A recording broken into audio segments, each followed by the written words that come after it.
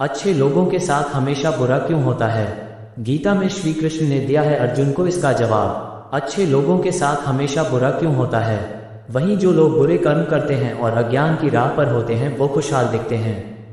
श्री कृष्ण ने इसका जवाब गीता में दिया है। गीता सार, आपने महसूस किया होगा कि जो लोग अच्छे कर्म करते हैं वो परेशान रहते हैं, वहीं जो बुरे कर्म करते हैं वो खुशी से रह रहे होते हैं।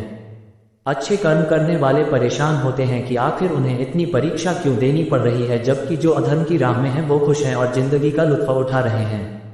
अगर आपके मन में भी ये सवाल आया है तो आज हम आपको इसका जवाब देंगे। ये जवाब वो है जो भगवत गीता में लिखा है और श्री कृष्ण ने अर्जुन को दिया था। भगवत गीता में वर्णित कथा के अनुसार जब भी अर्जुन के मन में कोई दुविधा होती थी तो वो श्री कृष्ण के पास पहुंच जाते थे। एक बार की बात है, अर्जुन भगवान श्री कृष्ण के समीप आकर कहा कि वो दुविधा में है और इसका जवाब वो श्री कृष्ण से चाहते हैं। श्री कृष्ण ने पूछा कि क्या सवाल है? अर्जुन ने कहा, मुझे ये जानना है कि अच्छे लोगों के साथ हमेशा बुरा ही क्यों होता है, वहीं बुरे लोग खुशहाल दिखते हैं। अर्जुन के मुंह से ऐसी बातें सुनकर श्री कृष्ण मुस्कुराए और कहा, मनुष्य जैसा सोचता है और महसूस करता है वैसा कुछ नहीं होता है, बल्कि अज्ञानता की वजह से वो सच्चाई नहीं समझ पाता है। अर्जुन उनकी ये बात समझ नहीं पाए। इसके बाद श्री कृष्ण ने क्या कहा वो जानते हैं। श्री कृष्ण ने अर्जुन से कहा, पार्थ, मैं तुम्हें एक कथा सुनाता हूँ, उसे सुनकर तुम समझ जाओगे कि हर प्राणी को उसके कर्म के हिसाब से ही फल मिलता है। प्रकृति हर किसी को अपनी राह चुनने का मौका देती है। अब वो मनुष्य की इच्छा पर निर्भर करता है कि उसे धर्म की राह चुननी है या अधर्म की। कथा शुरू करते हुए श्री कृष्ण ने कहा, एक नगर में दो पुरुष रहा करते थे। एक पुरुष व्यापारी था जिसके जीवन में धर्म की बहुत महत्ता थी। वो पूजा पाठ में यकीन रखता था। वो हर रोज मंदिर जाता था और दान धर्म भी करता था और हर रोज भगवान की पूजा करता था। वहीं दूसरा पुरुष बिल्कुल विपरीत था। वो हर रोज मंदिर तो जाता था लेकिन पूजा करने नहीं, बल्कि मंदिर के बाहर से जूते चप्पल चुराने। उसे दान और धर्म से कोई लेना देना नहीं था। समय बीतता गया और एक दिन बहुत जोर की बारिश हो रही थी। इस वजह से मंदिर में पुजारी के अलावा कोई नहीं था। ये बात जब दूसरे पुरुष को पता चली तो उसने कहा कि ये सही मौका है मंदिर का धन चुराने का। पंडित से नजर बचाकर उसने मंदिर का सारा धन चुरा लिया। उसी समय धर्म कर्म में विश्वास रखने वाला व्यक्ति भी मंदिर पहुंचा। दुर्भाग्य से मंदिर के पुजारी ने उसे ही चोर समझ लिया और चिल्लाने लगे। वहां लोग एकत्र हो गए और उसे बहुत मारा। किसी तरह वो बचते बचाते वहां से निकला तो दुर्भाग्य ने उसका साथ वहां भी नहीं छोड़ा। मंदिर के बाहर वो एक गाड़ी से टकरा गया और घायल हो गया।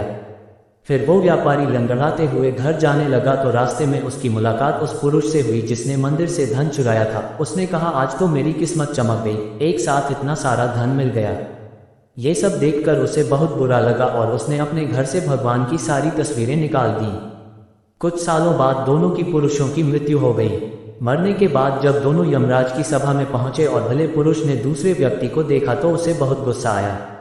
उसने क्रोधित होकर यमराज से पूछ ही लिया, मैं तो हमेशा अच्छे कर्म करता था, दान में विश्वास रखता था, उसके बदले जीवन भर मुझे अपमान और दर्द ही मिला और इस व्यक्ति को नोटों से भरी पोटली। आखिर ऐसा भेदभाव क्यों? इस पर यमराज ने कहा, पुत्र, तुम गलत समझ रहे हो। जिस दिन तुम्हारी गाड़ी से टक्कर हुई थी वो दिन तुम्हारे जीवन का आखिरी दिन था, परंतु तुम्हारे अच्छे कर्मों की वजह से तुम्हारी मौत सिर्फ एक छोटी सी चोट में बदल गई। तुम इस दुष्ट व्यक्ति के बारे में जानना चाहते हो। दरअसल इसके भाग्य में राजयोग था, मगर इसके कुकर्मों और अधर्म की वजह से वो सिर्फ एक छोटी सी धन की पोटली में बदल गया। कथा सुनाने के बाद श्री कृष्ण अर्जुन से कहते हैं, पार्थ, क्या अब तुम्हें तुम्हारे सवाल का जवाब मिल गया? ऐसा सोचना कि भगवान तुम्हारे कर्मों को नजरअंदाज कर रहे हैं, ये बिल्कुल भी सत्य नहीं है। भगवान हमें कब क्या किस रूप में दे रहा है मनुष्य को समझ में नहीं आता है, मगर आप अच्छे कर्म करते रहें तो भगवान की कृपा हमेशा बनी रहती है। इसलिए अपने अच्छे कर्मों को बदलना नहीं चाहिए, क्योंकि उसका फल हमें इसी जीवन में मिलता है। इसलिए मनुष्य का फर्ज है कि वो हमेशा अच्छे कर्म करते रहें, क्योंकि श्री कृष्ण ने गीता में भी बताया है कि किसी के द्वारा किया गया कर्म बेकार नहीं जाता है, चाहे वो अच्छा हो या बुरा। अच्छे लोग दुखी क्यों रहते हैं हमेशा? अक्सर लोग एक सवाल करते हुए दिख जाते हैं, अच्छे लोगों के साथ बुरा क्यों होता है? दूसरे शब्दों में कहें तो ये यही हुआ कि अच्छे लोग दुखी क्यों रहते हैं। हालांकि यह कहते हुए शब्दों में चिंता से अधिक दया भाव होते हैं, जो संभवतः अच्छे लोगों के लिए दुखी रहना एक प्रकार से तय परिस्थिति मान ली जाती है। पर क्या यही सत्य है? क्या इसे मानकर अच्छाई से किनारा कर लिया जाना चाहिए, या ऐसे लोगों को एक अलग मानव की कैटेगरी में रखना चाहिए? तथ्यों का सूक्ष्मता से निरीक्षण करें तो परिदृश्य कुछ और भी रूप दिखाते हैं। सबसे पहले तो ये कि अच्छे लोग किसे कहा जाना चाहिए, या ये कि अच्छे लोगों की श्रेणी में कौन कौन आ सकते हैं। मानवीय धरातल पर आकर सोचे तो इस संसार में रहते हुए वास्तव में अच्छे और बुरे की कोई परिभाषा ही नहीं है। वस्तुतः जो है वे है परिस्थितिजन्य मानवीय व्यवहार। इन मानवीय व्यवहारों के लिए भी कई कारक जिम्मेदार होते हैं, जैसे तत्काल हालात, अपनी सोच, सक्रियता और सक्षमता आदि। अमूमन जिस भाव में अच्छा होना आंका जाता है वह है दयालुता का स्वभाव। दयालु लोग प्रायः लोगों के काम आते हैं, लेकिन अधिकांश समय उन्हें अपने संदर्भ में इसका सकारात्मक परिणाम नहीं मिलता या ज्यादातर समय हालात उनके विपरीत होते हैं। आखिर इसकी वजह क्या है? क्या यह उनकी किस्मत होती है या उनकी ही सोच या स्वभाव की कोई गलती? मनोवैज्ञानिक धरातल पर विश्लेषण करें तो ये 3 कारण इसकी मुख्य वजह होते हैं। दयालु स्वभाव के लोग दूसरों की मदद के लिए हमेशा तत्पर रहते हैं। इन्हें खुद के लिए कुछ करने से ज्यादा दूसरों के लिए कुछ करने में खुशी मिलती है। यही वजह होती है कि जहां जरूरत पड़ने पर ये हर किसी के काम आते हैं। वहीं इनकी एक खास बात यह होती है कि किसी की मदद करने के लिए ये अपनी जरूरतों को दरकिनार करने से भी पीछे नहीं हटते। पर इनके दुख का कारण यह नहीं होता, बल्कि सामने वाले का स्वार्थी रवैया होता है। वास्तव में देखें तो अपनी सीमाओं से बढ़कर और अपनी परेशानियों को किनारे रखकर किसी की मदद करना ही इनके लिए दुख का कारण बन जाता है। ऐसे व्यक्तियों के लिए लोग यह मानकर चलते हैं कि ये हर वक्त उनके साथ ही होंगे और खुद से पहले उनके बारे में सोचेंगे। उनसे मदद की चाह रखने वाले लोग भले ही इनके लिए कुछ ना करें, लेकिन इनसे कभी भी ना नहीं सुनना चाहते। एक क्षेत्रीय कहावत है, करने की 100 शिकायत, ना करने की 1 शिकायत। यही इन दयालु लोगों के साथ भी होता है। जब कभी किसी हालात में पड़कर ये सामने वाले को गलती से भी कुछ करने के लिए ना कह दें या परिस्थितिवश मदद ना कर पाएं, तो सामने वाले व्यक्ति के मन में यह बात आ जाती है कि अब वे उनके काम नहीं आएंगे। नतीजा ये होता है कि वे उनकी बातों, सोच, निर्णयों को अनदेखा करना शुरू कर देते हैं। यही बात इन्हें दुखी करती है। आपको ये समझने की जरूरत है कि यह आपका बुरा रवैया नहीं है जिसके लिए आपको दुखी होना चाहिए या पछताना चाहिए, बल्कि यह सामने वाला का स्वार्थ है जो किसी की जरूरतों को समझे बिना हमेशा उसकी मदद लेना चाहता है। इसे समझते हुए आप पछतावे के भाव से निकल जाएं और अपनी प्राथमिकताओं के साथ चलें। बार बार ऐसा होना आपका दिल दुखाएगा और हो सकता है मदद करने के अपने स्वभाव को ही आप गलत मानने लगें, जबकि ऐसा नहीं है। इसलिए अपने दिल की सुने और अपने कड़वे अनुभवों का प्रभाव अपने स्वभाव पर ना आने दें। खुद की परवाह करना स्वार्थी बनना नहीं होता। दयालु लोगों में एक और जो बात होती है वह ये कि ये अपने लिए शायद ही कभी जी पाते हैं। इनकी प्राथमिकताओं में कभी परिवार, कभी रिश्तेदार, तो कभी दोस्त आ जाते हैं।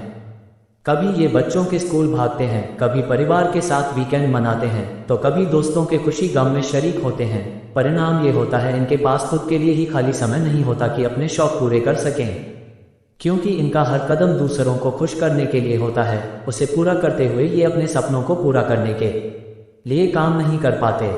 आपको अपनी इस सोच में थोड़ा सुधार लाने की आवश्यकता है। आपको ये समझने की जरूरत है कि खुद के लिए सोचना स्वार्थी बनना नहीं होता और दूसरों के लिए सोचने का मतलब यह नहीं होता कि आप खुद के लिए बिल्कुल ना सोचें। स्वार्थ भाव से किसी की मदद करना और बात होती है, लेकिन स्वार्थ होने का अर्थ खुद की जरूरतों को भूल जाना नहीं होता। आपको याद रखना चाहिए कि भगवान ने हर इंसान को शरीर और मन दिया है। इसकी जरूरतों और खुशियों का ख्याल रखना हर व्यक्तिगत इंसान की जिम्मेदारी होती है। अपनी इस जिम्मेदारी को पूरा करना गलती नहीं हो सकती। हाँ, स्वार्थी होने और जिम्मेदार होने के बीच का फर्क अवश्य समझ लें। कभी ऐसा नहीं होना चाहिए कि अपना हित साधने के लिए किसी अन्य का बुरा किया जाए या समर्थ होते हुए भी जरूरत में किसी के काम ना आए, तो ये स्वार्थ ही कहलाएगा। 3 उम्मीद करना। तीसरी और एक बहुत जरूरी चीज जो है वह है उम्मीद रखना। आपने किसी की मदद इसलिए नहीं की ताकि वह बदले में आपकी भी मदद करे या आपको सम्मान दे या आपके बारे में सोचे। आपका दिल और दिमाग ऐसा करना सही मानता है, इसलिए आपने वह किया। फिर अगर बाद में आपके उस काम को पहचान या सम्मान नहीं मिला तो आपको दुखी नहीं होना चाहिए। अगर ऐसा है तो ये दिखाता है कि उन कामों के बदले आप भी कोई इच्छा रख रहे हैं और यही इस जगह आपके दुख का कारण बनता है। आपको ये समझने की जरूरत है कि सक्षम होते हुए किसी के लिए कुछ करना, यहाँ तक कि अगर आपने अपने विवेक के साथ किसी के लिए कोई त्याग किया तो वह भी आपने अपना नैतिक कर्तव्य और इंसानी धर्म पूरा किया है। संभव है भविष्य में आपको इसका पुरस्कार मिले, लेकिन इसके लिए आपको किसी अच्छे परिणाम की उम्मीद नहीं करनी चाहिए। गीता के वह उक्ति याद रखें, कर्म करो, फल की चिंता मत करो। ये वह राह है जो हर हाल में आपको दुखी नहीं होने देगा। अच्छे लोग बहुत ज़्यादा मेहनत करते हैं, सारे काम अच्छा करते हैं, लेकिन फिर भी वे दुख क्यों पाते हैं? बहुत बार अच्छे लोग किस्मत के आगे हार जाते हैं। वे जो चाहते हैं ऐसा कुछ भी नहीं होता, हालांकि वे परेशानियों से लड़ना जानते हैं। सफलता कैसे मिलती है उन्हें पता है और इस तरह से वे परेशानियों से लड़ते रहते हैं, लेकिन उनकी भावनाओं को कोई भी समझ नहीं पाते हैं। वे अच्छे रास्ते पर चलना चाहते हैं। ऐसे लोग अपना रास्ता खुद तय करते हैं। उन्हें ना बोलना नहीं आता। एक अच्छे इंसान कभी भी किसी चीज़ के लिए ना कभी नहीं बोलता। यदि किसी ने उन्हें कुछ करने को कहा है वे तुरंत हाँ कर देते हैं, चाहे उन्हें कितनी भी परेशानियों को झेलना क्यों ना पड़े। वे हर हालत में मदद करने के लिए तैयार रहते हैं। इसी कारण लोग ऐसे लोगों का फायदा उठाते हैं। ऐसे लोग स्वयं मुसीबत में पड़ जाए लेकिन दूसरों को मुसीबत में पड़ते देख नहीं सकते, क्योंकि किसी बात पर जल्दी भरोसा कर लेना उनकी आदत होती है, इसलिए उनको जीवन में हमेशा धोखा मिलता है। मगर फिर भी वे अच्छे इंसान कभी भी किसी को धोखा नहीं दे सकते। खूब धोखे मिलने के बावजूद हमेशा दूसरों की मदद के लिए तैयार रहते हैं। वैसे आज के ज़माने में इंसान को कभी भी आंख बंद कर भरोसा नहीं करना चाहिए, वरना उन्हें दुख के अलावा और कुछ नहीं मिलेगा। अच्छे लोग साफ दिल और मन के होते हैं। वे सोचते हैं कि हमारी बात पर किसी को बुरा नहीं लग जाए। वे अपने खुशी के पहले दूसरों की खुशी के बारे में सोचते हैं। अपने ज़रूरतों को पूरा करने से पहले दूसरों की ज़रूरतों को पूरा करते हैं। अच्छे इंसान हमेशा आपको आगे बढ़ने की हिम्मत देते हैं। अपनी भावनाओं को कभी भी अच्छे इंसान व्यक्त नहीं कर पाते हैं। उनको लगता है शायद उनकी बातों से दूसरा परेशानी ना हो जाए, लेकिन दूसरों को कभी भी परेशान देखना नहीं चाहते हैं, इसलिए अपनी भावनाओं को अपने अंदर ही छुपा कर रखते हैं। स्वामी विवेकानंद और उनके गुरु रामकृष्ण परमहंस का अद्भुत संवाद हुआ था इसी विषय को लेकर के। स्वामी विवेकानंद ने अपने गुरु रामकृष्ण परमहंस से पूछे कि मैं समय नहीं निकाल पाता हूँ, जीवन तो आपाधापी से भर गया है।